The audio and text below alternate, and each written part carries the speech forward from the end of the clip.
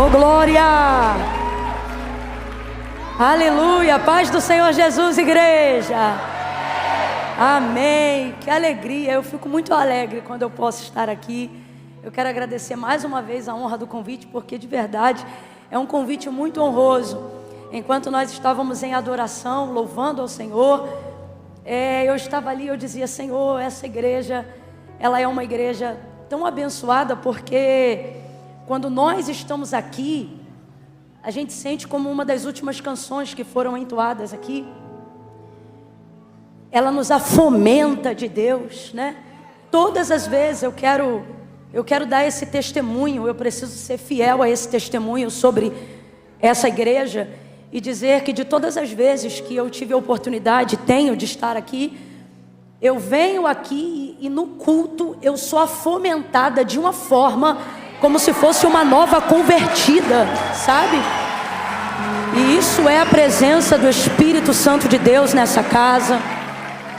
E a presença do Espírito Santo de Deus, ela só habita nesse nível, ela só congrega nesse peso, em lugares que não negociam a palavra de Deus. Então eu quero louvar a Deus pela Lagoinha Alphaville, que o Senhor mantenha em vós essa chama acesa, esse amor genuíno, como disse Paulo a Timóteo, essa fé não fingida. Deus abençoe a vida de vocês. Pastor André, é sempre bom lhe ouvir. Obrigada pela oportunidade de estar aqui. Pastora Késia, gente, Késia está magra, a maravilhosa, zero gordura. Falei para ela: se tu começar a ganhar massa agora, aquelas saradas vão chorar. Késia, eu amo sua vida, respeito demais a unção que você carrega. Todas as vezes que eu venho aqui, que você está no culto, eu fico mais corajosa, porque sua vida é tão cheia do Espírito Santo, que você é daquele tipo de mulher que não intimida pelo que carrega, mas que encoraja outras pessoas através do que você carrega. Eu discerno isso no Espírito, na virtude de Deus sobre a sua vida. Muito obrigada, viu? Deus abençoe. Glória a Deus. Feliz de estar aqui com a minha mãe. Semana passada ela estava aí por outras terras, mas ela voltou. Aleluia. Mãe, a senhora está chiquetésima. Quando ela sabe que vai vir Alphaville, o guarda-roupa dela muda completamente. Deus abençoe o Carisma. Tudo que vocês fazem, qualquer iniciativa que o Carisma tem, eu me sinto honrado em poder estar presente, porque eu sei que vai para um outro nível, né? Então Deus abençoe os ministros de louvor. Hoje o ministério de louvor que nos conduziu em adoração é do Carisma, não é isso?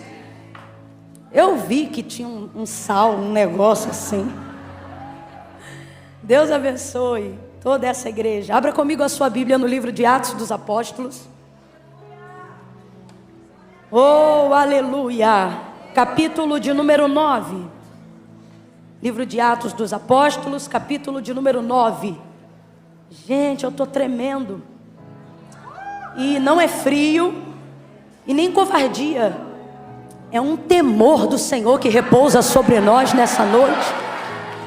Sabe quando você está assim com seu pé encolhido? Sabe quando você está andando devagar para não pecar? Que temor do Senhor, aleluia. Oh, aleluia. Aleluia. Oh, aleluia, aleluia. Oh glória, oh glória. Aleluia. Aleluia. Aleluia. Atos, capítulo de número 9. Deus abençoe pastor Samuel, pastora Thaís, meus amigos. Eu amo a vida de vocês.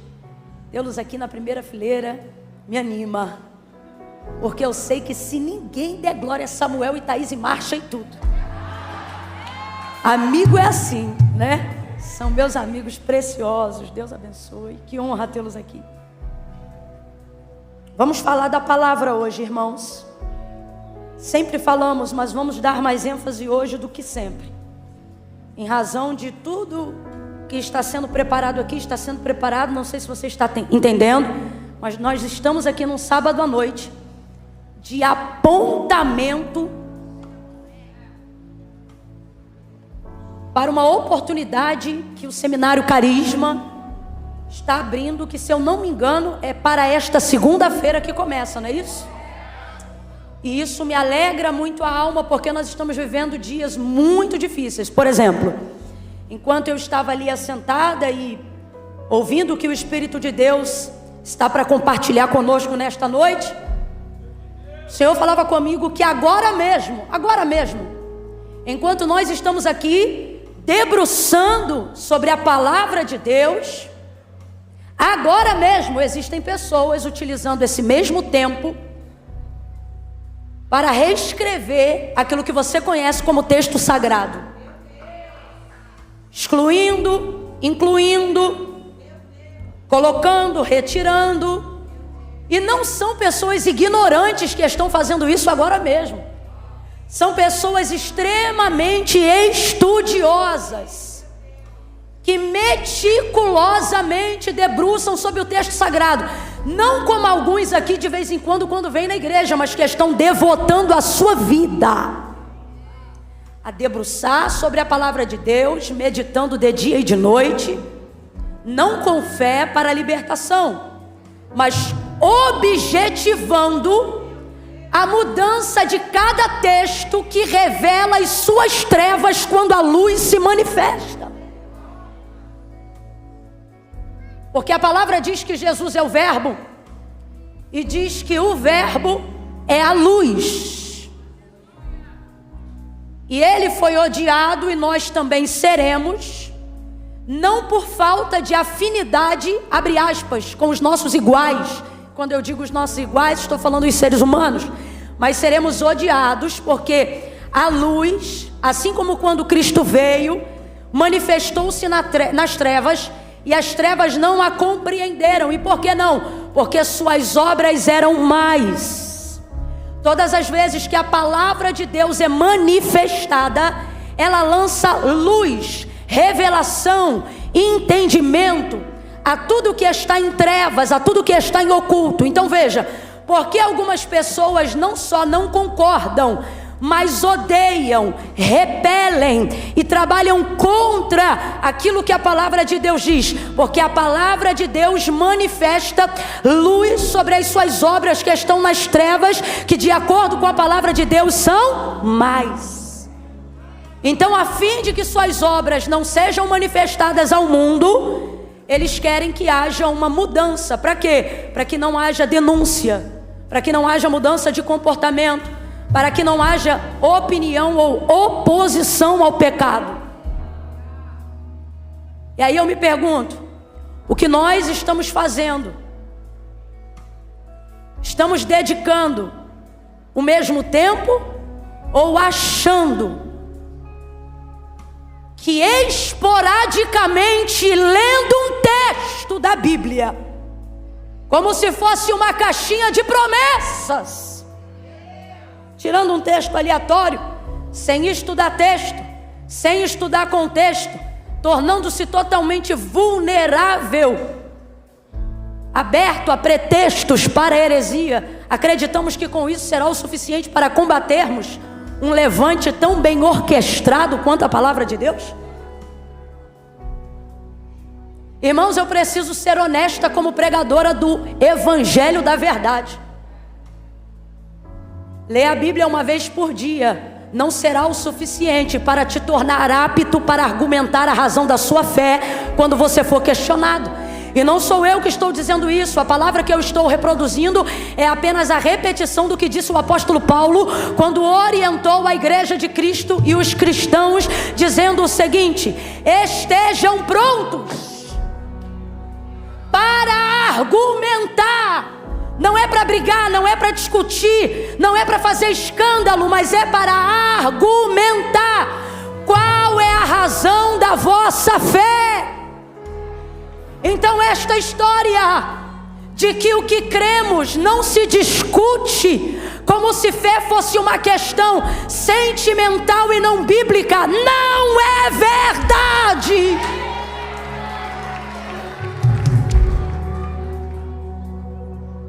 Você precisa. O que eu vou falar agora vai parecer loucura para alguns, mas Eu preciso falar porque está sendo registrado. E é bom que não só eu, mas muitos outros também ouçam isso. Dependendo de como você se posicionar biblicamente, e dependendo da quantidade, eu falei o quê? Eu falei o quê? Eu falei o quê? Sim, eu estou falando de números. Eu estou falando de povo, de volume, de massa. Se uma quantidade expressiva dos cristãos que preenchem a estatística do IBGE como sendo cristãos e se autodenominando cristãos, não se posicionarem, não apenas na observação esporádica, mas contínua do texto sagrado, daqui a alguns anos, a Bíblia que hoje você tem em mãos e anda livremente pela nossa nação com ela, gente, na história não há nada novo, as coisas se repetem. Houve um tempo pré-holocausto em que antes de Hitler ter autoridade para entrar e mandar queimá-las, primeiro ele as tomava. Alguns cristãos já viveram momentos onde precisavam pegar a Bíblia que tinham e entregá-la. Outrora não havia tanta ousadia de que uma outra fosse substituída, abre aspas. Mas nós estamos vivendo em dias onde você não tenha dúvida que casas publicadoras serão obrigadas ou ameaçadas a pararem de publicar com liberdade o que hoje temos em mãos e podemos andar para cima e para baixo. Vou inclusive deixar um recado, uma mensagem, porque recado seria apequenar o que Deus está me mandando dizer. Uma mensagem à igreja brasileira: voltem a andar com a Bíblia de papel na rua. Voltem a andar com o livro nas mãos. Esse protesto é silencioso, mas ele é poderoso. Mas acima de tudo, escrevam ela na tábua do seu coração, porque olha para mim, eu vou falar rasgado. Tê-la aberta no Salmo 91 e dedicou as páginas amareladas dela dentro de casa, não será o suficiente para te dar razões para argumentar a sua fé quando você for questionado. Seja forte. Seja forte, seja resistente, igreja do Senhor. Nós não somos a força que o mundo espera, nós somos a resistência que o diabo não atropela. Resistir ao diabo e ele fugirá. E ele fugirá. O que coloca Satanás em fuga não é língua estranha. Quem fala em línguas edifica a si mesmo. O que coloca Satanás em fuga não é patrimônio físico. Isso não o assusta em nada. As riquezas deste mundo também passam pelas suas mãos. O que coloca ele desesperado é um crente cheio da palavra. Um crente que ora a palavra, canta a palavra, prega a palavra, ministra a palavra, repreende debaixo da palavra, tem autoridade na palavra, medita a palavra, conhece a palavra, caminha na palavra. Lâmpada para os meus pés e luz para o meu caminho é a tua palavra. Como purificará o jovem o seu caminho? Observando conforme a sua palavra.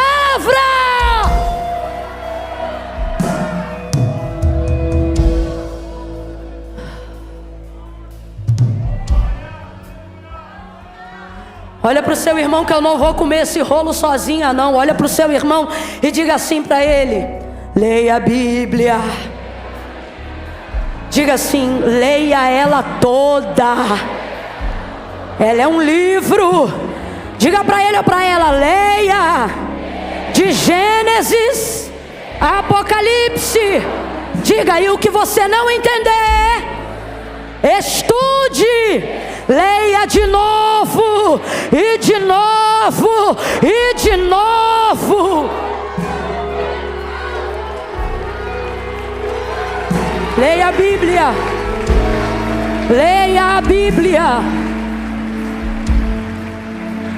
Leia com o coração aberto. E que o Senhor abra diante de você a porta da revelação da palavra. Por esses dias. Que você entenda que o manual da nossa vida é o que está escrito nela. Nela estão as palavras que nos conduzem à vida eterna.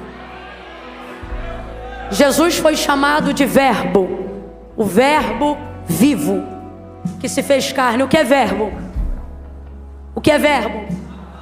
O que é verbo? Não diga que você conhece Jesus se você não lê a sua palavra. E para você que não gosta desse tipo de palavra, eu preciso dizer isso porque eu vi que esses dias um amigo evangelista fez uma postagem tranquila, nada demais. Ele disse para que aqueles que ministram a palavra, que façam com cuidado e estudem, para que não venham compartilhar erros, multiplicando assim ignorâncias. O que há de errado nessa expressão? Nada, mas porque ela é associativa ao que Deus diz. Rapidamente houve um levante nos comentários dizendo assim: eu acho que o mais importante é orar. Se o crente estiver cheio de unção, nada disso importa. E coisas desse tipo que só manifestam a ignorância de quem não lê e de quem não sabe o poder que há nelas. Inclusive, as orações destes que acham que oram muito não são respondidas. E não é porque esse amigo postou isto, ou porque eu estou dizendo, mas é porque ela mesma adverte, falando sobre isso e dizendo: pedis, não recebeis. Por que pedir mal? E por que vocês pedem mal? Ele diz: porque vocês não conhecem a Escritura e nem o poder que há nelas. Então nós estamos vivendo em dias de muita ignorância. Oséias 4:6, eu vou ler Atos 9.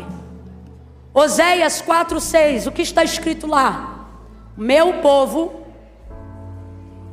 está destruído, porque lhes faltou oração, templo, sacrifício, oferta, ovelha, culto. Meu povo está sendo destruído, porque lhes faltou conhecimento. Faltou conhecimento. Se você não buscar o conhecimento de Deus, não importa quantas horas de oração você dedique, se você orar fora da palavra, não haverá resposta. E aquele que se aproxima de Deus não pode pedir como se não esperasse alguma coisa, porque diz assim o autor da carta aos Hebreus: é necessário que todo aquele que se aproxima de Deus creia que Ele existe e que Ele é galardoador daqueles que o buscam. Eu vou ler Atos 9, mas é que eu não podia perder a oportunidade. Nós vamos continuar nesse tema de dizer que segunda-feira uma oportunidade se abre de inscrição para você começar. Ah, Camila, mas eu não organizei meu horário. Pois organize depois da matrícula.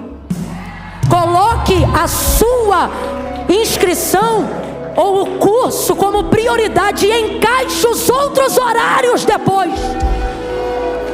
Coloque a palavra em primeiro lugar, que é o único lugar que ela deve estar. Faça isso. Não brinca não, irmãos. Não brinca não. Você sabe por quê? Satanás tentava Jesus quando foi conduzido pelo Espírito ao deserto, dizendo assim para ele: porque está escrito. Diga para mim, responda: o diabo conhece a Bíblia, sim ou não? Conhece mais do que eu e você, sim ou não?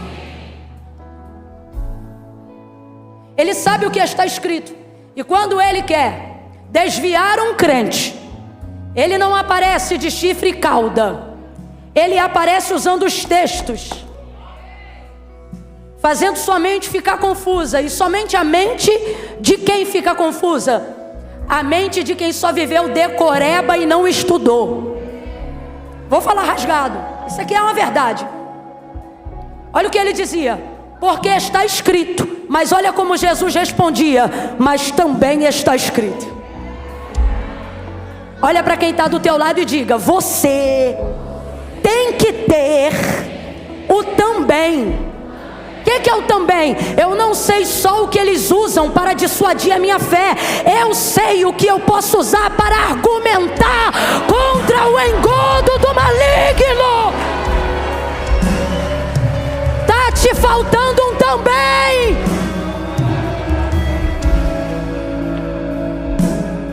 Olha para o teu irmão e eu prometo que eu vou ler o texto. Olha para o teu irmão e diga: leia a Bíblia. Atos 9. Pare de terceirizar a palavra de Deus. Quantas vezes falamos tantas bobagens, baseado no que ouvimos e não no que estudamos, e nos enveredamos nos erros. Por quê? Porque estamos terceirizando a leitura da palavra com vídeos no YouTube. Estamos terceirizando a leitura da palavra através de canções, que por mais lindas que sejam, não substituem a leitura metódica, pragmática, estudiosa da palavra de Deus. Leia a Bíblia, igreja! Porque ainda que um dia nos ameacem tentando tirar ela das nossas mãos, tentando impedir com que tenhamos um exemplar dela na nossa casa, se fizermos como Davi, que dizia: de manhã eu medito, à tarde eu observo e à noite eu descanso na tua lei, vai acontecer conosco o que aconteceu com ele. Ainda que alguém tire de nós algum texto sagrado, não vai mudar uma realidade. Qual? Escondi a tua palavra no meu coração para não pecar contra ti, e aquilo que você alcançar da palavra será o suficiente para te sustentar até o arrebatamento da igreja. Será o suficiente para te ensinar a argumentar qual é a razão da vossa fé. Eu estou querendo parar, mas o Espírito de Deus está movendo aqui.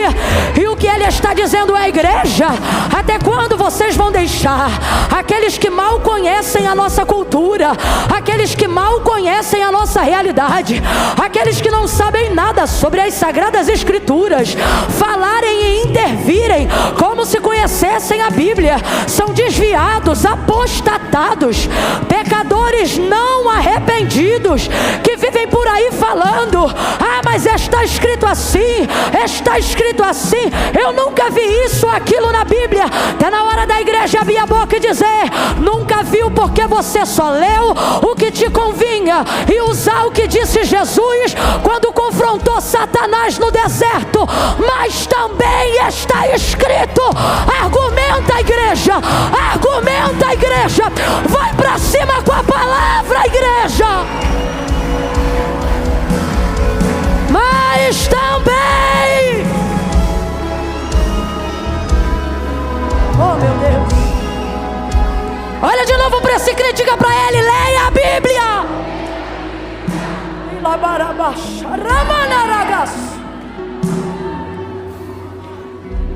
A Bíblia não é um livro comum, é um livro temido.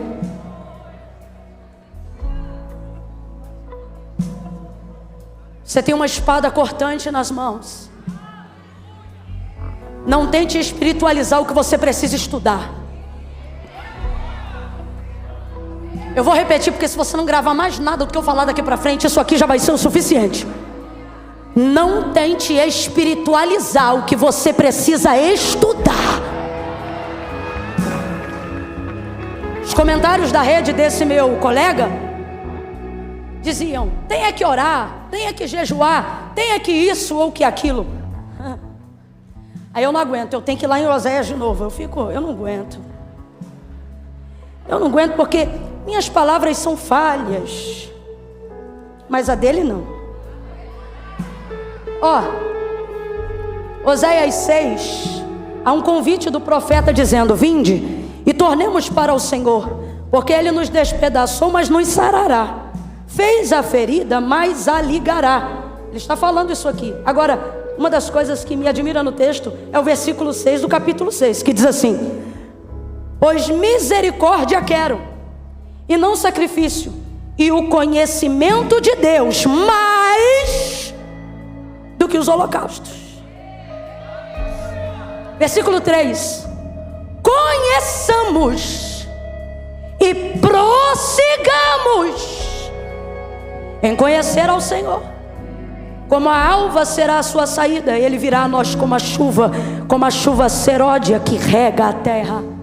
Abra comigo a sua boca sem preguiça e diga conhecimento. Diga conhecimento de Deus. É isso. Então não tente espiritualizar o que você tem preguiça de estudar. Estude. E aí, através desses comentários eu vi, porque nenhum deles era de ímpios, todos eles eram de crentes. Eu disse, meu Deus, quanta ignorância. Aí eu me lembro de uma frase de Tozer, aonde perguntaram para ele: o que é mais importante, orar ou ler a Bíblia? E ele respondeu dizendo: é a mesma coisa de perguntar para um pássaro qual asa é mais importante para ele voar, se a direita ou se a esquerda. Compreendeu? Compreendeu? Leia a palavra de Deus. Ela vai tornar suas orações eficazes, seus louvores poderosos, porque tudo está fundamentado nela. Quem entendeu, diga amém. Olha de novo para o teu irmão e diz: leia a Bíblia.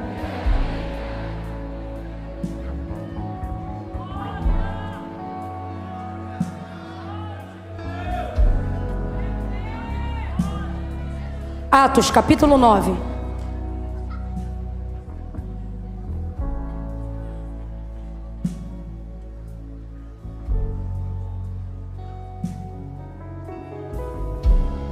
Você nem para me ajudar, dá um glória aí para me tirar desse constrangimento. Isso. Uma mistura de resfriado com alergia, só Jesus. Diz assim o texto, versículo 1. Saulo, respirando ainda ameaças e mortes contra os discípulos do Senhor, dirigiu-se ao sumo sacerdote e pediu-lhe cartas para as sinagogas de Damasco, a fim de que se encontrassem alguns daquela seita, quer homens ou quer mulheres, os conduzissem presos a Jerusalém. Aproximando-se ele de Damasco na sua viagem, subitamente o cercou um resplendor de luz do céu. Aproximando-se ele de Damasco na sua viagem, subitamente o cercou um resplendor de luz do céu. E caindo por terra, ouviu uma voz que lhe dizia: Saulo, Saulo, por que me persegues? Duro será para ti recalcitrar contra os meus aguilhões. Versículo 5. E ele disse: quem és, Senhor? E respondeu o Senhor: eu sou Jesus a quem tu persegues. Agora levanta-te e entra na cidade, e lá te será dito o que te convém fazer.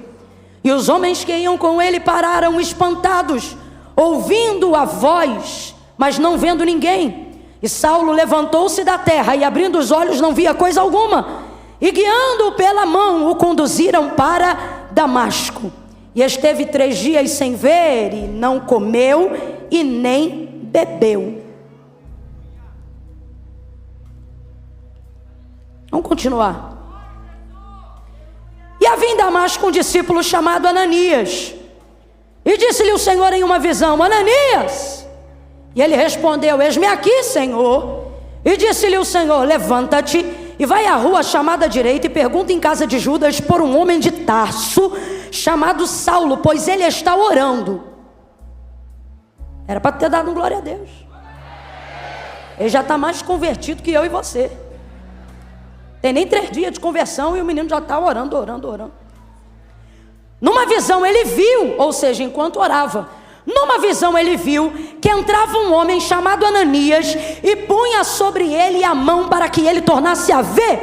E respondeu Ananias: Senhor, de muitos ouvi acerca deste homem, quantos males ele tem feito aos teus santos em Jerusalém, e que aqui ele tem poder dos principais sacerdotes para prender a todos os que invocam o teu nome. E disse-lhe o Senhor a Ananias: vai, porque este é para mim um vaso escolhido para levar o meu nome perante os gentios, os reis e os filhos de Israel, e eu lhe mostrarei o quanto ele vai padecer pelo meu nome. Então Ananias foi, entrou na casa e, impondo-lhe as mãos, disse: irmão Saulo. Meu Deus, o Senhor Jesus, que te apareceu no caminho por onde vinhas, me enviou para que tornes a ver e seja cheio do Espírito Santo. Aleluia. E imediatamente lhe caíram dos olhos como que umas escamas, e ele recuperou a vista e, levantando-se, foi batizado. Diga amém por essa palavra. Diga amém. Senta dando glória a Deus aí. Senta aliviado, dizendo aleluia.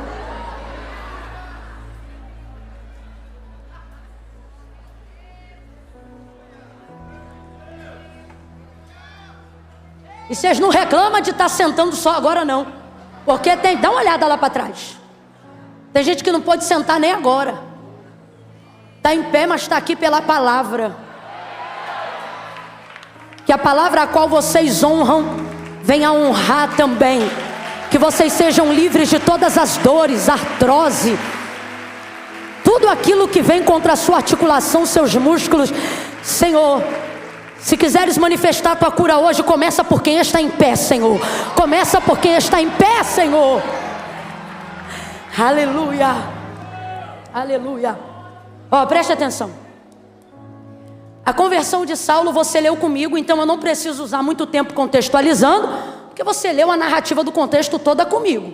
E eu dei ênfase na leitura, você percebeu? Para você não ficar assim, não entendo. Não, você entrou na leitura comigo, eu senti, eu percebi. Porque na hora que eu falava de uma coisa boa, você reagia, então você estava dentro do contexto. Isso é bom, porque aí a gente ganha muito tempo agora na aplicação. Então veja, na conversão de Saulo, no caminho de Damasco, ele foi cercado, subitamente. E o texto diz, um forte resplendor de luz do céu.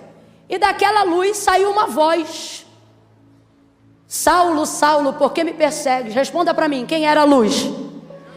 Quem era a luz? Por que Jesus se manifestou em luz? Essa é uma das perguntas que cabe dentro desse contexto.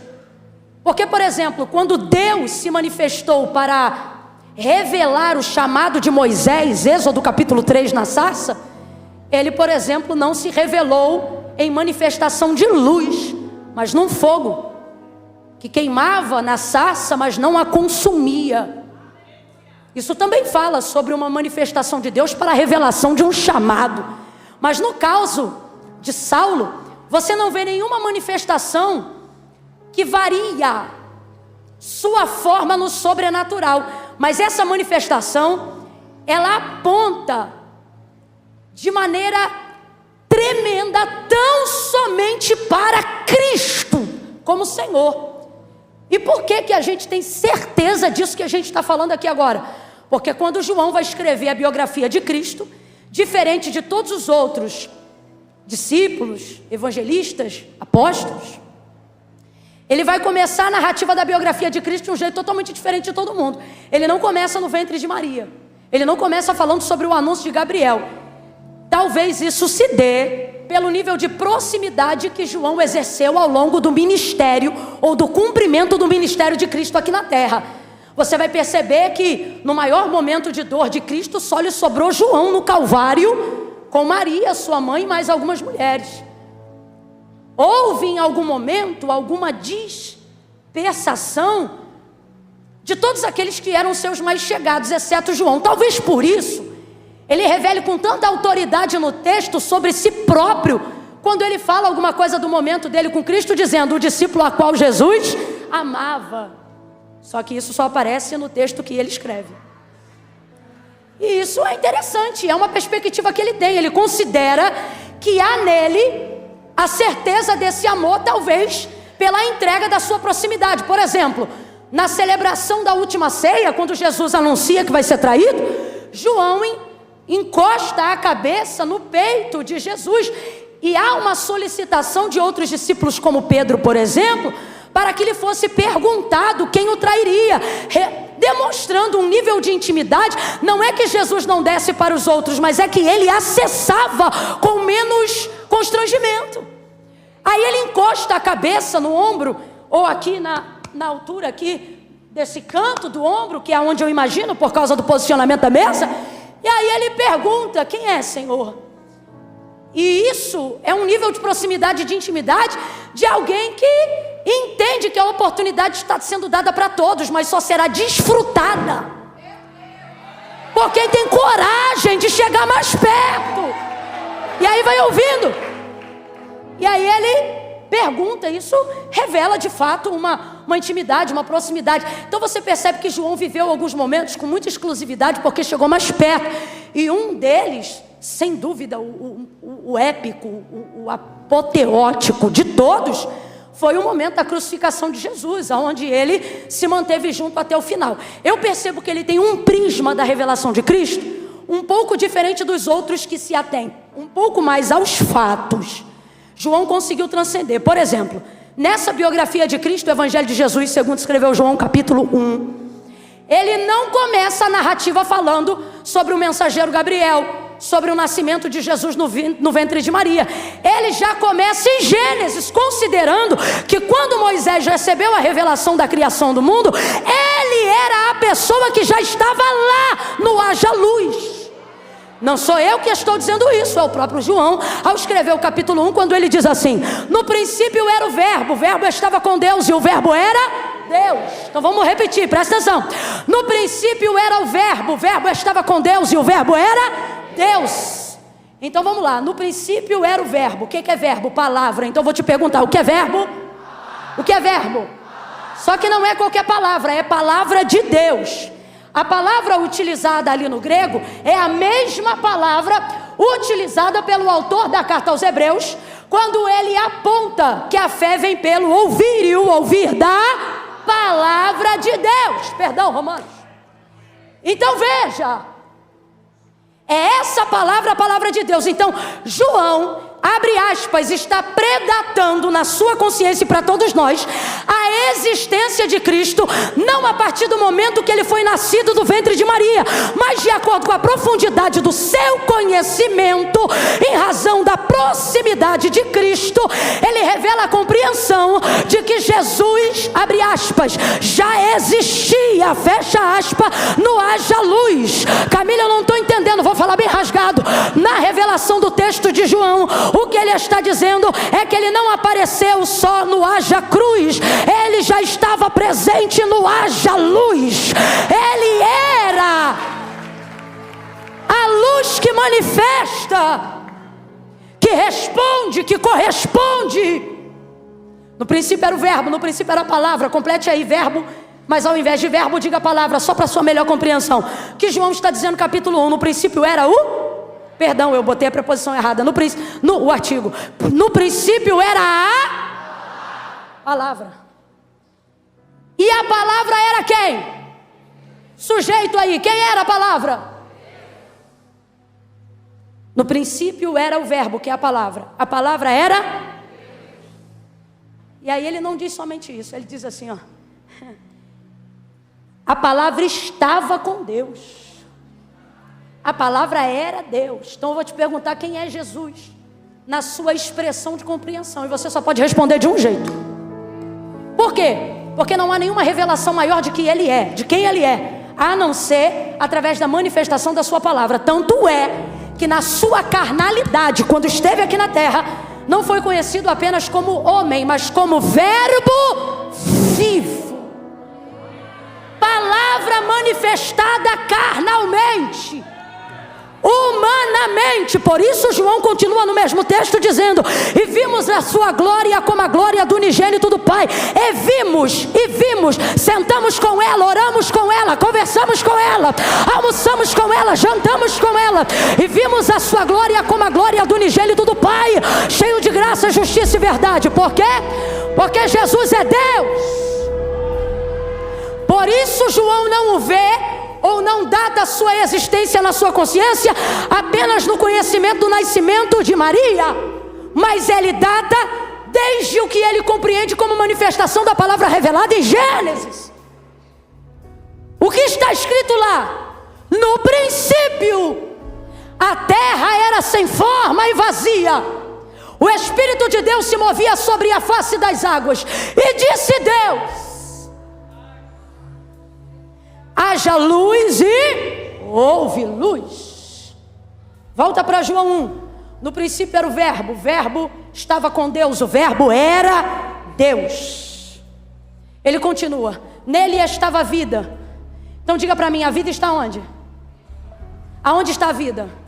Está na hora de você entender que não é o físico que manifesta o espiritual, porque o espiritual ele nasceu muito antes do físico.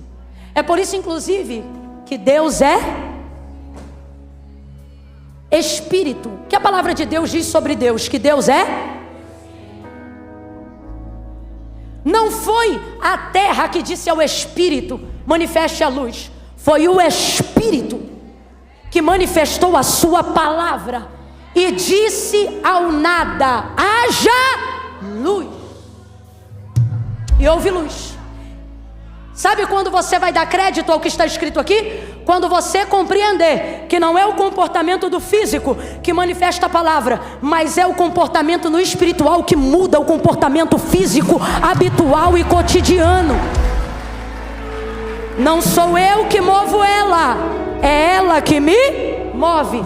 A oração de um pregador genuíno não pode ser apenas: Deus, me usa na tua palavra. Mas quando você crê que a palavra de Deus é viva, sabe como é que você ora? Deus, que a tua palavra me use. Porque o que Deus adverte sobre ela? A palavra de Deus é viva. Palavra de Deus é viva. Isso não é poesia, isso é realidade. Enquanto você achar que isso é filosofia, essas palavras vão ser como a leitura de qualquer outro livro. Mas quando você compreende que essas palavras manifestaram vida e organização sobre o universo, você então começa a compreender que a leitura dela, a vivência dela, manifesta, altera, transforma toda e qualquer realidade de caos e de trevas a seu redor. Pelo que, Camila? Pelo que eu sinto? Não, pelo que nela está escrito, e eu sempre digo isso. Ezequiel capítulo de número 37, filho do homem, profetiza sobre este vale. Ele não profetizou, porque ele já havia dito: Senhor Deus, sobre este vale, tu sabes. Então o Senhor começou a liberar sobre ele a palavra, dizendo: diga-lhe assim, filho do homem, vento dos quatro cantos sopra sobre este vale. E aí ele repetia: vento dos quatro cantos sopra sobre este vale. E aí Deus dizia: diga, espírito de vida, diga, ossos secos, ouvi a palavra do Senhor. E aí Ezequiel repetia: ossos secos, ouçam a palavra do Senhor. E de repente um vento começou a soprar e ouviu-se um barulho. Eu tenho para mim que sentir alguma coisa ele começou a sentir naquela hora, porque imagine uma visão cheia de osso, crânio, fêmur, caveira para tudo que é lado. Daqui a pouco você não sabe o que é pior, se é o escuro de nada se mexendo, ou se é cada osso procurando um osso e um barulho, e de repente um monte de esqueleto se levantando ao seu redor. Eu ouso dizer que muito provavelmente o que ele deve ter sentido de início não foi esperança, mas foi medo, porque não vale escuro. O texto diz: e a mão do Senhor me tomou, me levou e me deixou. O cara está sozinho, apenas ouvindo uma voz. E sabe o que é maravilhoso? Não precisa mesmo de mão, não precisa mesmo de presença física. Se tiver a palavra atravessa o medo, a palavra atravessa as impossibilidades, a palavra consola, a palavra sustenta, a palavra levanta, a palavra reage, a palavra comove, a palavra levanta um exército seco e caído. E ele tão somente repetia, e de repente um barulho começou a se ouvir no meio do vale, e era osso se juntando a seu osso. E agora eu vejo um Ezequiel animado. É Deus falando e ele repetindo com ousadia. É Deus falando e ele reproduzindo a voz que manifesta o futuro. É Deus falando e ele dizendo: e porém em vós nervo, e porém em vós carne, e porém em vós tendões, e porém em vós espírito de vida, espírito de vida, e vocês viverão.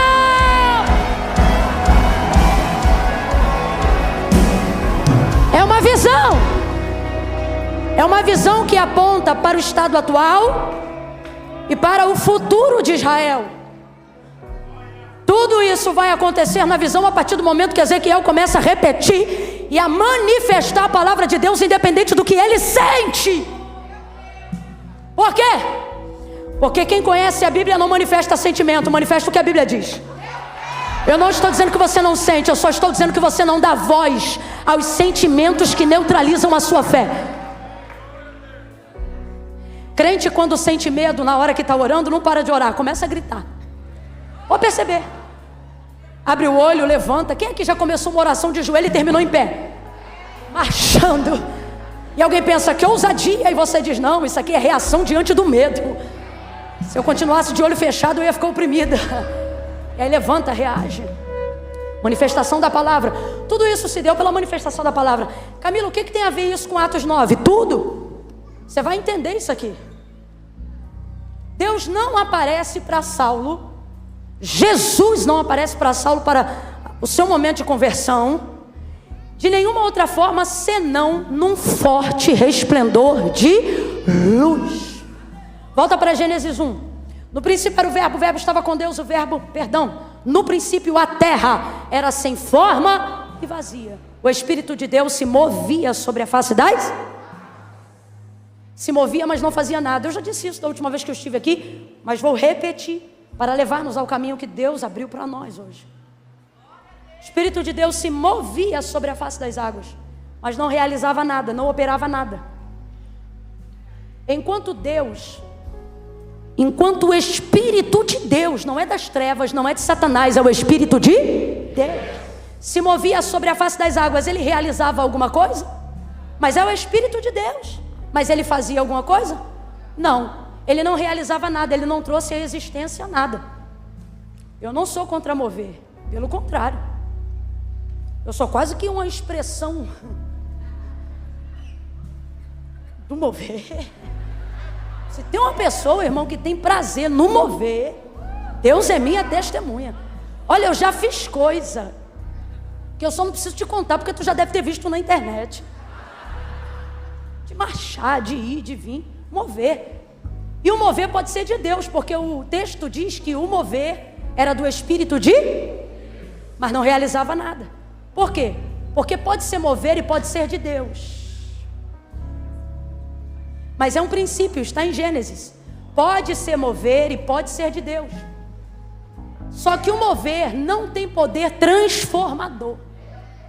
Mover, escute isso, mover aqui não manifesta a palavra. Não manifesta, ó. Deus está movendo sobre o abismo das águas, mas não realiza nada. E é o Espírito de... mas não está fazendo, não realiza, não opera, não dá comando, não transforma. Quando é que começa a reagir? Verso 3. E disse Deus. Agora diga para mim com inteligência, vem para cá. Pode esse Deus, detentor de todo o poder, fazer tudo o que existe e vemos que passou a existir em Gênesis 1? Pode ele num pensamento ter manifestado tudo se quisesse, sim ou não? Ele poderia com uma respiração ter criado tudo? Ou sem que expressasse nada, apenas um pensamento poderia ter feito tudo existir imediatamente de uma vez só? Sim ou não? Mas ele operou assim? Porque essa é uma das características do Deus que nós servimos. O meio pelo qual ele opera é também o meio pelo qual ele se move. Não, você vai entender isso aqui. O teu Deus, ele não te ensina a fazer o que ele não faz. Ele dá exemplo te ensinando. O que ele está querendo dizer para mim e para você, e nós sabemos disso, é que de fato ele poderia ter feito existir tudo que existe e tudo que há com a força de um pensamento ou sem força nenhuma. Só que o meio pelo qual ele quer que nós nos movamos é o mesmo meio pelo qual ele se move. E como ele se move? Ele só se move quando a sua palavra é manifestada. Ele só reage quando a sua palavra é declarada. Mover é muito bom, língua estranha é muito bom, marcha é muito bom, mas o que transforma é a palavra, o que manifesta a vida é a palavra. Não fique chateado comigo, você não precisa achar que eu estou criticando o mover, é só você organizar a ordem do operar de Deus. Camila, eu não estou entendendo, vai entender. Ele está dizendo, mover não manifesta a palavra, mas a palavra faz o mover transformador na hora que ela é manifestada. Levante a mão direita o mais alto que você puder. Eu estou sentindo tanta autoridade na palavra. Bota a esquerda na mesma altura, levanta as mãos. Eu vou contar de 1 a 3. No 3 você vai impor as mãos sobre alguém e vai dizer para esta pessoa: o que você espera está na palavra. É 1, é 2, é 3. Diga: o que você espera está na palavra.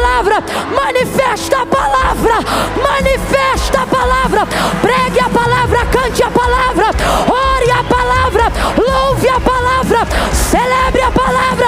E vai haver ruído no vale, vai haver barulho no vale, vai haver luz no meio das trevas, vai haver conversão.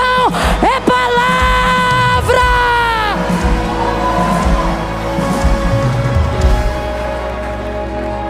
Eu tenho sido repetitiva nestes dias, mas é porque nós precisamos colocar a palavra de Deus no único lugar que ela funciona. Aonde, Camila?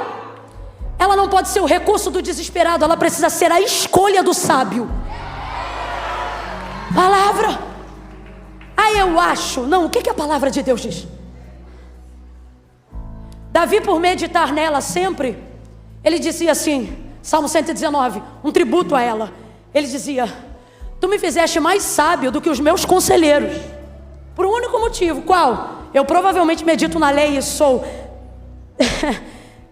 devoto a ela mais do que eles. Essa é a única forma.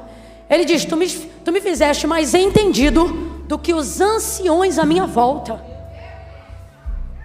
Mas vai olhar a conduta dele. Só salmodiava a palavra, louvava a palavra, orava a palavra. Veja os homens que tiveram resposta da sua oração. Eles não diziam: Deus eu quero, Deus eu penso, Deus eu acho, Deus tu podias. Eles oravam dizendo, pode olhar, eles oravam dizendo assim: porque tu disseste. E eles eram respondidos. Por quê? Porque o meio pelo qual Deus se move é o mesmo meio pelo qual ele opera. Então veja, ele só reage diante da sua. Deus me ama muito, mas não tem compromisso com meus sentimentos ou a minha vitimização. Agora, eu não estou dizendo que ele não me consola, que ele não me ajuda, que ele não é amigo. Mas para ter transformação, manifesta a palavra. Por quê? Porque ele não tem obrigação de ser fiel a mim, mas a palavra de Deus me garante que ele é fiel a ela. Então, quando eu coloco diante dele, não o que eu quero, mas o que ele me garantiu, aí acontece com a gente o que aconteceu com ele e Moisés. Ele dizendo: Moisés, vou destruir o povo, tira o teu povo de diante dos meus olhos. E Moisés dizendo para ele: meu povo não, porque quando tu me disseste, vai libertar o meu povo, o que ele está dizendo? Tu não me disse que o povo era meu, tu disseste que o povo era teu. Moisés, nós vamos começar uma nova geração agora a partir de você. E como que vai ficar o que tu disseste a Abraão? Aí eu te pergunto, para quem conhece a narrativa, Deus destruiu o povo ali naquela hora? Mas Moisés ficou colocando diante de Deus: Deus, tem pena, tem piedade. Oh Deus, poxa vida. Não, olha que ele. Senhor, o que vão dizer as nações que te ouviram dizer que tu faria este povo herdar a terra que jurou a seus pais que lhes daria? Parece que eu vejo Deus assim. Agora veja, Deus já sabia disso tudo, sim ou não? Vamos aqui louvar a sua grandeza. Deus já sabia disso tudo, sim ou não? Deus na verdade está provando a liderança de Moisés, não porque ele se esqueceu, mas porque um bom líder precisa se lembrar do que Deus. E foi assim que a presença de Deus caminhou com Moisés até a entrada, ou até o dia de sua morte. Manifesta a palavra. Quando você manifesta a palavra, você acumula energia. Quando você lê, quando você sabe o que Deus liberou para a sua vida, você acumula energia. Para quê? Para quando você chegar em um lugar e abrir a sua boca, ela manifestar a condução, ela fazer aquilo que ela quiser fazer sem que você obrigue, sem que você empurre, sem que você agrida. Por isso o texto é claro: não é por força e nem por violência. Quem convence o homem do pecado, da justiça e do juízo é o Espírito Santo. E o Espírito Santo, que é o Espírito de Deus, ele opera por qual meio? Versículo 3 do capítulo 1. Ele só reage, ele só manifesta na hora que ele identifica que o comando, a ordem, a palavra de Deus foi manifestada. Por isso diz o autor da carta aos Hebreus: céus e terra, tudo que existe, tudo que há, não foi feito por prova aparente do que se vê, mas antes foram criados pelo poder da sua palavra. Então o Espírito reage a quê? O Espírito reage à palavra. Ele não tem obrigação e nem comprometimento imediato de reagir às minhas emoções, mas através de mim, se eu manifestar a palavra, ele se manifesta pela palavra de Deus. Por isso a necessidade de conhecimento do que Deus disse. Quando eu leio a Bíblia, eu não leio só para me sentir bem, eu preciso ler para conhecer qual é a vontade de Deus.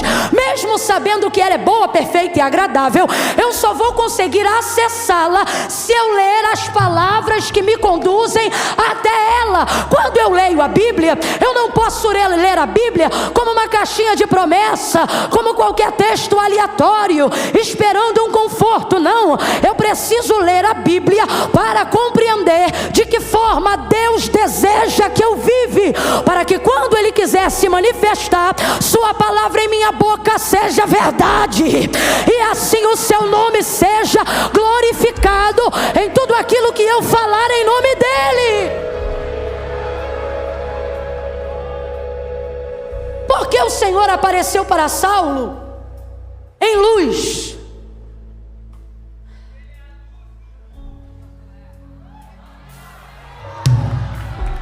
E por que tomou a forma de luz para falar com Saulo? Porque Saulo vivia nas maiores trevas que um homem pode viver. Os rituais de malignidade, Camila? Não. As maiores trevas que um homem pode viver é na ignorância. É na falta de conhecimento. Preste atenção, olhe para mim. Qual é a prioridade? Bote a cabeça para pensar. Qual é a prioridade de Satanás no mundo? Camila, eu tenho para mim que uma das principais áreas que ele entra é no adultério, para destruir casamentos e famílias. Cocaína, para viciar pessoas nas drogas e levarem elas à consumação de suas próprias vidas. Vícios, bebedeiras, pornografia e tantos outros pecados da carne. Presta atenção. Todos esses pecados, para que sejam consumados, dependem de parceria. Por exemplo, Judas saiu possesso da celebração da última ceia. Eu disse que ele saiu possesso, mas você não vê ele uivando, você não vê ele com nenhum comportamento de manifestação demoníaca física, mas saiu possesso. Mas antes de tomar a decisão fatídica de entregar Jesus, quando Jesus lhe deu a oportunidade dizendo: olha, aquele que mete a mão no prato comigo é o traidor, é o que há de me trair. Aí ele sabe que é ele. Aí ele olha para Jesus, Jesus olha para ele e diz: o que tens a fazer, faz-o depressa. Como quem diz, a oportunidade de se arrepender está aqui agora. Mas ele não quis. O texto diz que ouvindo isso, ele se levantou da mesa e saiu. E saiu para quê? Para consumar o que já tinha desejado. Mas olha a parceria entrando aqui, olha a parceria. Possessão não entra do dia para a noite, tem que ter parceria. Olha a parceria. Você lê o texto antes da ceia, ele vai cear. E o texto diz assim: tendo o diabo posto no coração de Judas trair Jesus. Então veja, tendo o diabo posto. O que o diabo fez? Sugestão. Quando ele levanta e vai cumprir, consumação. Aí olha o que o texto diz. Antes, tendo o diabo posto no coração de Judas trair Jesus. Aí passa a ceia, ele ceia, levanta e vai trair. Quando ele levanta, que ele sai da mesa, aí o texto diz assim: tendo então Satanás entrado. Olha como é que muda, pode olhar o texto em casa. Antes da ceia, sugestão. Depois da ceia, possessão. Pode olhar o texto em casa. Responda para mim, teve que ter parceria para ter possessão, sim ou não? Sim ou não? Porque ele não recusou a sugestão, deu legalidade para a possessão. Você me sugere e eu realizo. Que é isso? Parceria. Você faz sua parte, eu faço a minha. Então veja, todas essas obras, Satanás conta com a atividade de alguém. Mas tem uma que ele trabalha prioritariamente para que não dependa nem da atitude dessas pessoas. Ele quer privá-las do conhecimento de Deus. Porque a única maneira de uma pessoa não desejar Deus é se tornando ignorante acerca de quem Ele é. Porque Deus é bom. Completa aí para mim. Deus é? Vem, Deus é? Quem aqui não gosta do que é bom? O salmista convida-nos a conhecer a Deus dizendo assim: provai e vede que o Senhor é bom. Prova. Olha o que ele está dizendo: se você provar, nunca mais você vai dizer que é ruim. Prova que tu vai ver que ele é bom. Então aonde é a atuação de Satanás? Impedir com que você faça a degustação. Por quê? Porque aí você fica ignorante no conhecimento de quem Deus é. Aí vamos lá, a Bíblia revela qual é a prioridade do trabalho do diabo.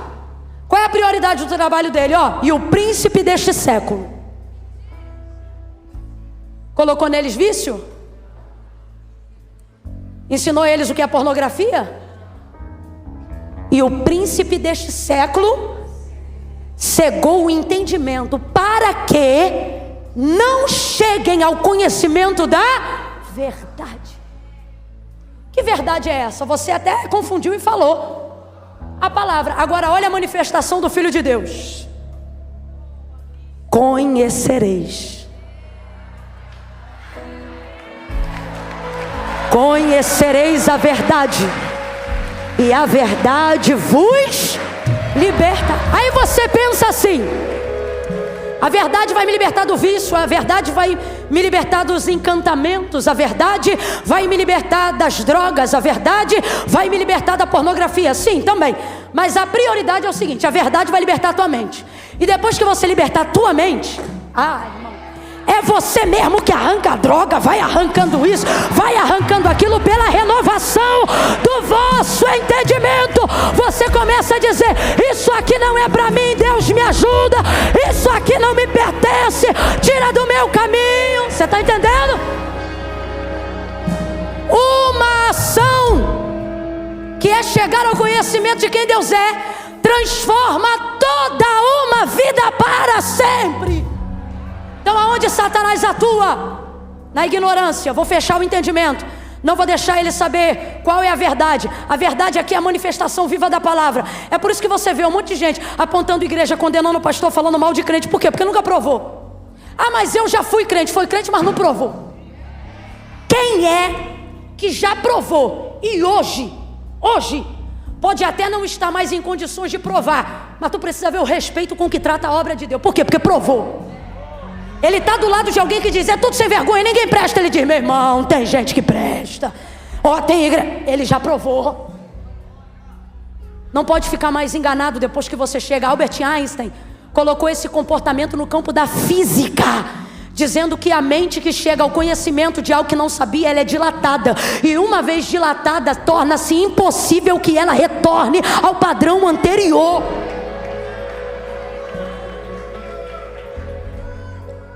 Por que o Senhor aparece em luz, subitamente cercando Saulo, para manifestar-lhe as trevas da sua ignorância? Por que falamos ignorância?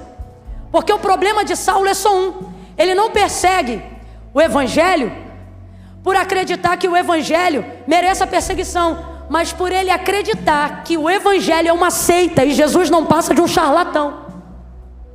Então veja como Paulo se assemelha a nós quando o assunto é ignorância. Ele não faz o que é errado porque quer errar, mas ele faz o que é errado porque acredita piamente que está fazendo a coisa. É o maior nível de arrogância que nos leva a pecar. Não é perceber que erramos, mas é achar que somos capazes de acertar em tudo. O Saulo só está nesse sanhaço aí de agora porque ele acha que evangelho é seita e Jesus é um charlatão. E por quê? Porque ele ouviu Jesus da boca dos sumos sacerdotes, ele ouviu Jesus da boca dos príncipes. De quem ele ouviu? Ele ouviu Jesus de Roma, ele ouviu Jesus de quem falava mal. Ele nunca provou.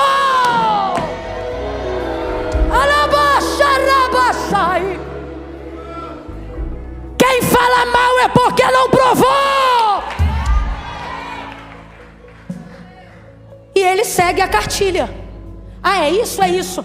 Minha avó, se estivesse viva, dizia: é gente que se emprenha pelo ouvido, gera uma opinião e um comportamento de alguém por causa do que ouviu.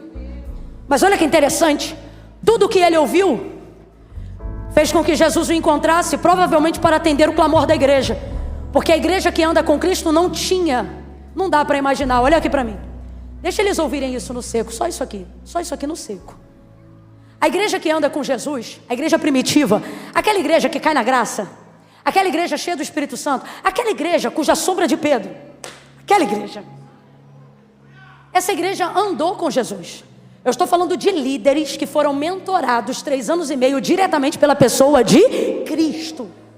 E o que Cristo disse num dos seus últimos e mais severos sermões: se vocês só amarem o que vos amam, que diferença vocês têm dos republicanos? Dos publicanos? Nenhuma. Vocês vão ser cidadãos como qualquer outro. Que tipo de cidadão? Recíproco. Te bateu, bate também. Te xingou, xinga também. Te agrediu, agride também. Aí ele diz: mas eu vos digo. O que ele está dizendo? Não importa como o mundo viva. Eu não chamei vocês para reciprocidade, eu chamei vocês para cristianismo. Aí veja, ele diz assim: portanto eu vos digo. Esse portanto significa: não importa como o mundo haja, eu vos digo, amai os que vos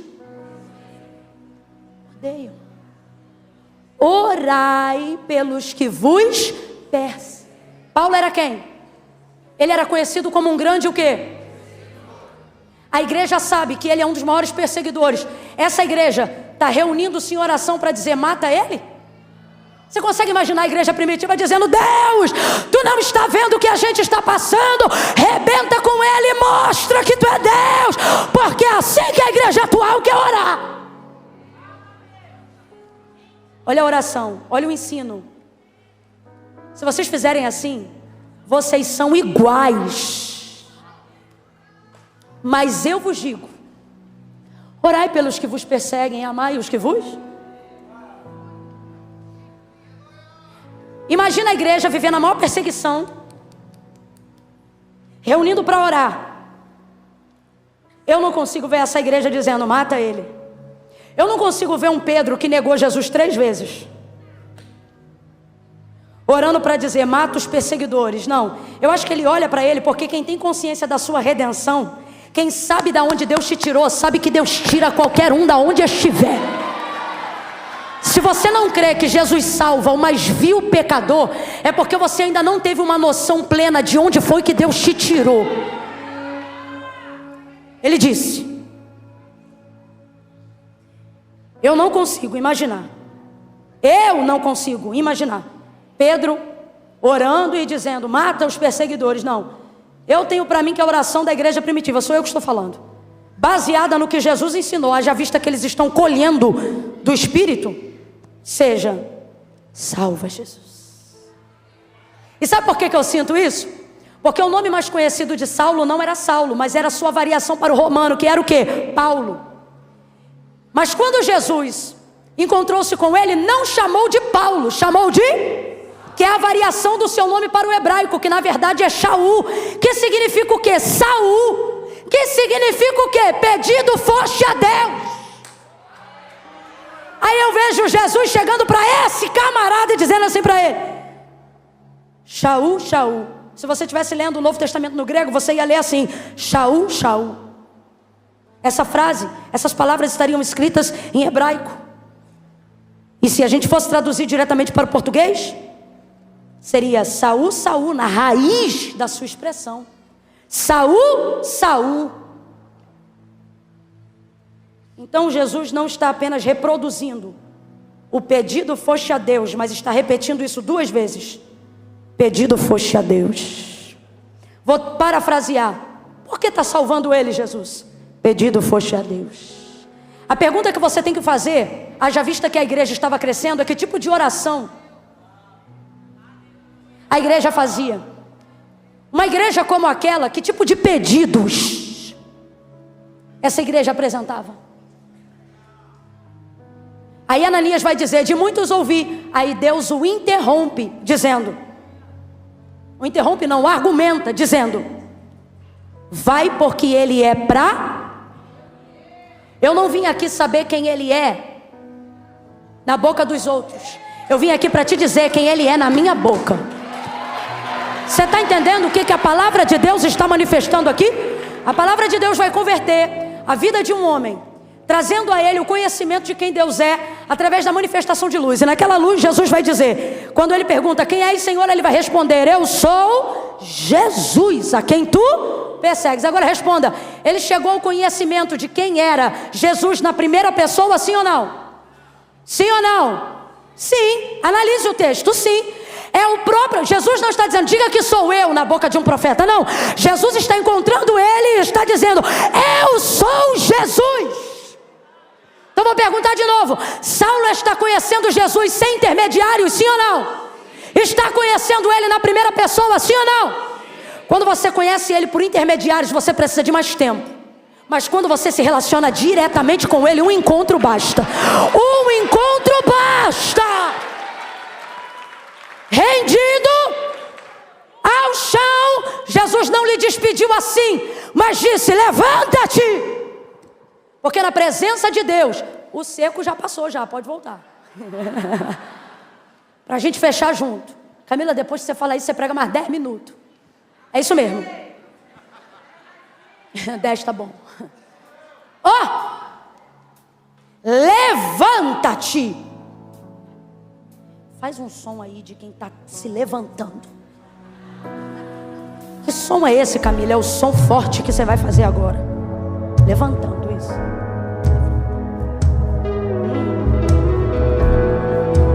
Olha para o teu irmão e diga assim, você pode até iniciar no chão, caído, humilhado, arrependido, mas jamais, olha para ele e diga, jamais você vai ser despedido no chão, caído, humilhado. Ele está dizendo, quem me encontra pode até chegar caído, mas vai sair de pé. Ele diz para Saulo, levanta-te, levanta-te. Agora que você reconheceu quem eu sou, se ergue. Agora que você sabe quem está te chamando, reaja. Levanta-te, levanta-te, levanta-te, ergue, entra na rua chamada direita. E ele se levantou, cego. Ei. Ele se levantou como? Era necessário Por quê? Porque a melhor maneira de aguçar o que você precisa ouvir é de olhos fechados. Camila, mas e o departamento dos meus irmãos aqui que precisam de olhos abertos para fazer a leitura, ou labial, ou por interpretação? Eu amo o que disse Jesus em Mateus 13, porque ele me dá respaldo para o que eu estou entregando, inclusive para estes meus irmãos. Você fala tudo que eu estou falando, hein, menino? Você não fica com medo de falar nada não, hein? Jesus disse: não são surdos os que não ouvem, mas os que ouvindo não recebem. Então o que Jesus está dizendo? Que a aceitação da sua palavra não vem pelo volume de uma voz, mas pela obediência do que lhe foi ordenado. Para Deus, não escuta mais quem ouve, mas escuta melhor quem, entendendo, obedece, se submete. Foi o que fez Paulo, submetido completamente ao senhorio de Cristo, rendeu-se. E ele disse: levanta-te e entra em Damasco. Cego, cego sem nada ver, cego, cego sem nada ver, aguçou a sua audição, porque a fé vem pelo e o ouvir. Enquanto ele ora, Deus mostra para ele um homem chamado Ananias. E Ananias está em casa morrendo de medo. E Deus diz assim: Ananias, vai até ele, procura na rua direita, entra em casa de Judas. Um homem chamado Saulo está te esperando. Que Saulo? Aquele que tem carta para prender gente como eu? Pois é. É impressionante. Para cumprir a palavra, Deus dá teu nome até para quem outrora era teu adversário. Olha. Senhor de muitos eu ouvi, vai, porque ele é para mim. Ananias obedece. Quando ele chega na casa onde Saulo estava, olha isso. Poucos momentos antes dessa hora, ele está argumentando com Deus, dizendo: Senhor, ele é um perseguidor, ele tortura, ele prende, ele tem cartas de autorização. Mas depois de ouvir a palavra, ele entra na casa dizendo: irmão, há um pouquinho de senso de humor aqui. Camila, eu não estou entendendo, isso aqui não está no sermão, mas cabe. É Deus trazendo gente hoje aqui. Sabe o que ele está dizendo? Quando você se preocupar somente em obedecer a minha palavra e não em ficar pensando ou emitindo opinião sobre ela, você vai ver gente que te perseguia te dando a paz do Senhor. Você vai se tornar o cumprimento e a manifestação da minha palavra. Gente que falava mal de você, eu vou falar. Gente que te perseguia, você vai passar por essa pessoa. E o Senhor está dizendo: você vai tomar um susto. Por estes dias ela vai dizer: irmão, como é que você está? Irmão Saulo, parece que eu vejo Ananias todo cabreiro. Irmão, o Senhor que apareceu para ti no caminho de Damasco, ele me enviou. É que eu oro por você. Isso aqui é como se ele estivesse dizendo: posso orar? Impôs as mãos sobre ele, e enquanto orava, umas escamas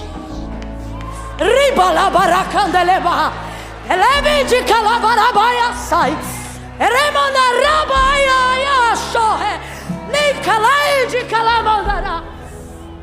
Ananias vai orar debaixo de uma palavra. Vem comigo que nós vamos fazer essa oração agora. Ananias vai orar debaixo de uma, porque a palavra de Deus para ele foi: vai lá, procura na rua direita, em casa de Judas, por um homem chamado Saulo, e ora por ele. Ele não está indo orar o que ele quer, ele está indo lá orar o que Deus mandou. Enquanto ele ora, o que isso significa? Enquanto ele faz o que Deus, as escamas, como se fosse escama, começa a sair dos olhos do homem, e ele passa a enxergar. Depois de 3 dias cego, sua vista é recuperada. Tudo isso porque Ananias não parou para ouvir o que as vozes que diziam sobre Saulo pensavam sobre ele, mas ele parou para obedecer o que a voz de Deus falou sobre Saulo. Camila, eu não entendi. Quando a palavra de Deus se manifestar para te usar, ela não vem para pedir tua opinião, ela vem para exigir tua obediência. Quer ser usado por Deus? Não conteste o que Ele fala, obedeça. Leia a palavra e se acomode, se adeque, se transforme. Se for preciso se espremer, se esprema, porque estreito é o caminho que conduz à vida eterna, mas larga é a porta da perdição. Quem trouxe Bíblia de papel, pega ela. Quem não trouxe, traga da próxima vez. Volte a andar com a Bíblia. Deixe que vejam, deixe que pensem, deixem que digam. Deus diz: leia o que está aqui e você saberá o que eu penso de você. Você saberá o que eu quero de você. Eu sei que pensamentos tenho de vós, diz o Senhor, pensamentos de paz e não de mal. Deus não pensa de você o que você pensa de si mesmo. Você está errado. Menina, você está errada. Rapaz, você está errado. Deus não pensa de você o que você pensa de si mesmo. Ele também não pode ser influenciado pelo que dizem a seu respeito. As fofoquinhas com teu nome não mudam o que Deus diz ao seu respeito. Eu sei que pensamentos tenho de vós. A pergunta é: você sabe? Porque se soubesse, não estava dando lugar à voz do medo. A pergunta nesta noite, eu encerro aqui, é: você sabe? Porque se você soubesse, não estava dando ocasião para a síndrome do pensamento acelerado. A pergunta aqui nesta noite é: você sabe o que eu, o Senhor, penso a seu respeito? Eu quero que você entenda uma coisa. Primeira, eu não penso mal de você. Quem está pensando mal de você é a sua consciência que te culpa todos os dias pelos pecados que você comete. Deus está dizendo: os pensamentos que eu tenho a seu respeito são pensamentos de paz. Mas por que você está atormentada? Porque você não sabe o que Deus pensa de você. Então o que você faz? Você projeta em Deus seu pensamento, achando que Ele pensa de você o que você pensa de si mesmo. É isso que você faz. E aí você se tornou, sabe quem? Servo da sua consciência e não da palavra de Deus. Você diz que ama a Deus, e eu acredito, mas tem trabalhado para servir tua consciência, tuas demandas, tuas expectativas, tuas réguas.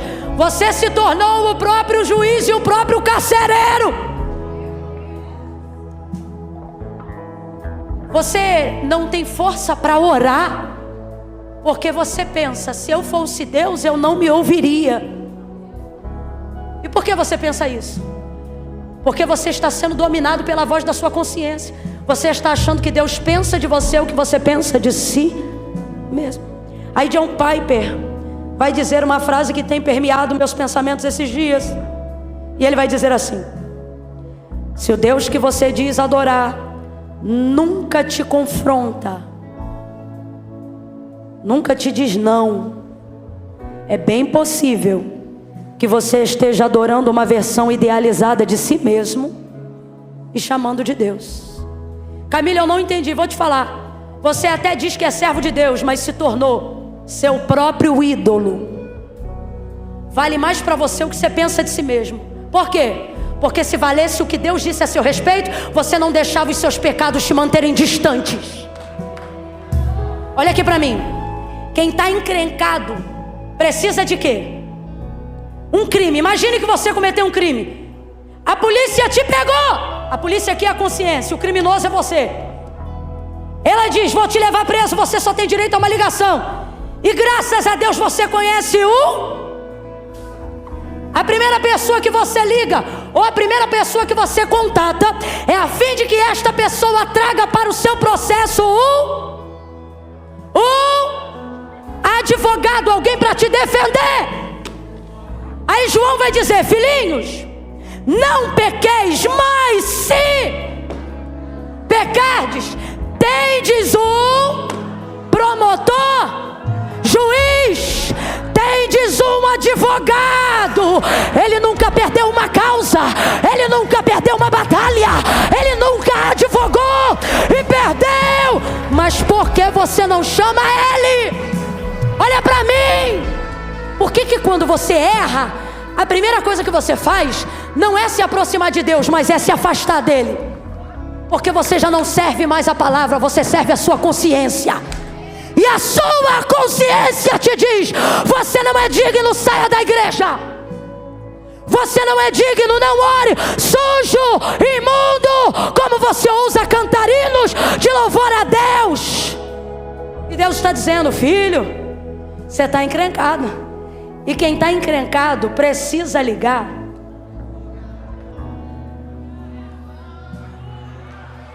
Camila, se a relação é óbvia, por que ela não é executada assim? Porque você diz que ama a Deus, mas tem servido sua própria consciência e está chamando isso de Deus. Está dizendo: é o que Deus pensa de mim. Porque você está refletindo o que você pensa sobre si no que Deus pensa a seu respeito. E Deus me trouxe aqui essa noite para dizer: para.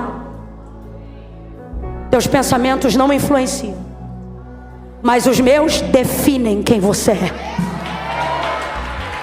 Então pare de fugir. E pare de dar ouvidos hoje a vozes que não reproduzem o que Deus pensa a seu respeito. Olha para mim: Camila, mas eu não me sinto assim. Isso não é sobre como você se sente. Isso é sobre o que a palavra de Deus liberou ao seu respeito. O que é crer nela? É sentir uma coisa boa? Não. É se submeter a ela a tal ponto que mesmo quando eu não estou sentindo, eu estou obedecendo. E é enquanto você obedece que ele muda sentimento, que ele transforma pensamento e que ele renova o seu entendimento. Tire as como chama isso? Isso aí. Os corredores vão ser liberados agora. Vou contar de 1 a 3. No 3, a gente sabe cantar uma canção cujo refrão,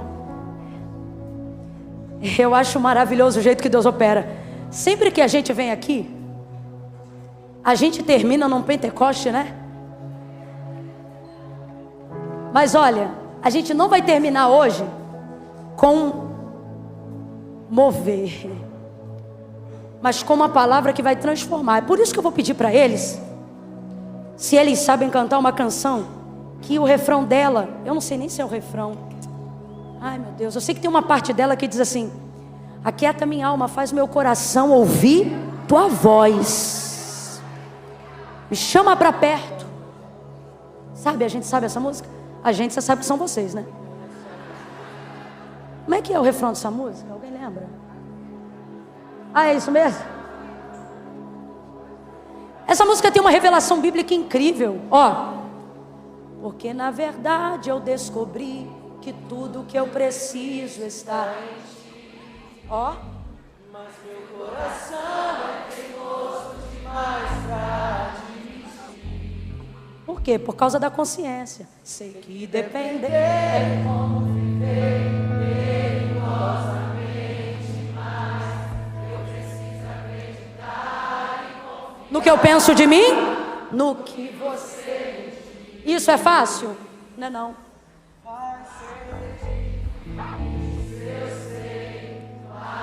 Renunciar a mim mesmo, largar o que eu penso de mim.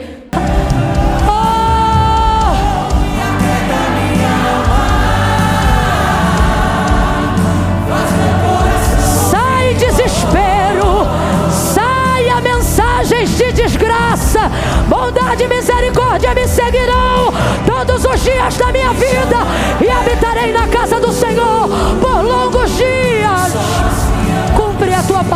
glorifica o teu nome. Segura, segura, segura. Troca de novo, troca de novo. Cadê o que eu tava?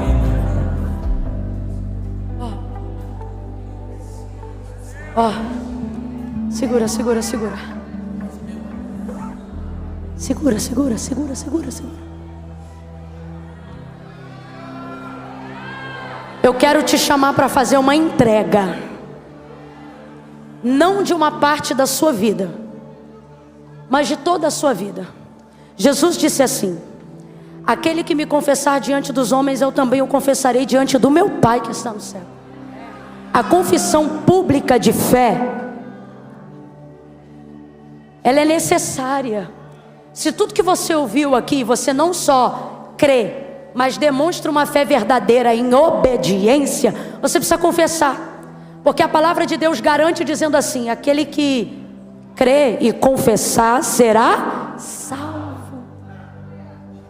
Camila, mas e se Jesus voltar essa madrugada antes do meu batismo? Você vai subir junto com a igreja. Porque aquele ladrão do Calvário também não teve tempo. E Jesus entende sobre o tempo. Camila, mas como é que eu faço? Eu tenho um monte de coisa para resolver na minha vida. Eu também tenho na minha. Mas foi o próprio Jesus que disse: ora, sem mim?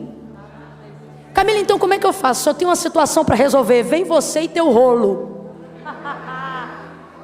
Vem você e teu problema. Porque ele não disse para ninguém: se arruma e vem. Ele disse: vinde a mim, todos vós que estáis. Porque como você está não determina quem você é. Só o que você está fazendo. Mas depois que você alcançar entendimento, você para de fazer o que não deve. Entrega o teu caminho ao Senhor. Confie em você. Confie na sua força de vontade, é isso?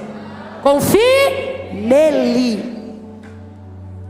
No 3, Deus está falando comigo que tem gente que o coração está cheio de medo. Medo de quê, Camila? Camila, eu estou com medo de ir aí no altar fazer uma aliança com Deus ou reconciliar e não conseguir me firmar. Só que o Senhor está dizendo: é por isso que eu não estou te chamando para confiar em você, estou te chamando para confiar em mim, no meu nome, diz o Senhor. E Camila, como é que eu comprovo que eu creio que Ele é poderoso de verdade? Vai ter que tirar o pé do chão e vir no altar.